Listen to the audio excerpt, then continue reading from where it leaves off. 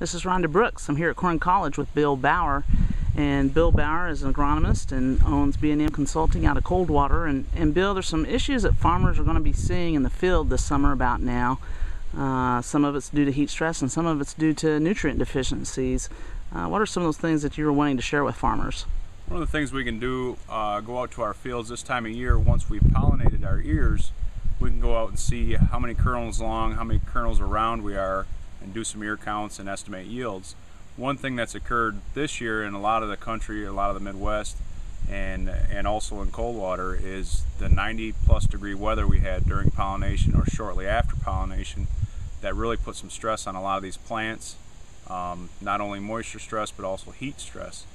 Even in some of the irrigated fields where we were able to put water on, the amount of heat we had, we pollinated these ears all the way out to the tip here.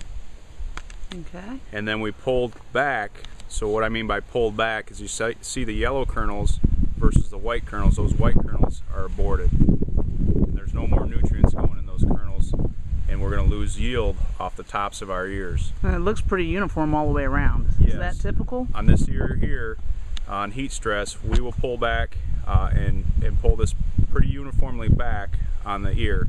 As far as a nutrient problem or evaluating nitrogen when you're out in your fields, if you hit your marks on our nitrogen program, you're going to get some tip pullback, but usually it's down one side of the ear opposed to the back side. Yeah, I think I've heard you recall that as a zipper effect. Yes, a zipper effect on the ear.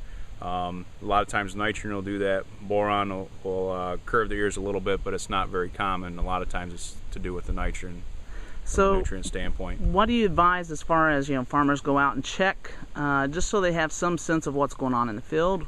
Yeah, we really encourage our growers to go out and check their pollination and see how much tip pullback they have, so they're not surprised once they get in there with the combines, because they may have went out shortly after pollination and done some ear counts and estimated yields, and then go back in the combine and not realize they had tip pullback because of the heat or nitrogen, and we could lose 15 to 60 bushels on just tip pullback and really be a shocker or surprise people.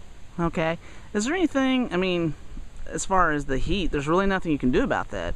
No, there's some things you can do to safeguard against the heat, as far as uniform soil density, uniform ear height, making sure your fertility's in line. But at some point, you can irrigate the fields, make sure that you got drainage, things like that. But at some point, Mother Nature takes over, and we're just at the mercy of the heat that we can't control on the pullback.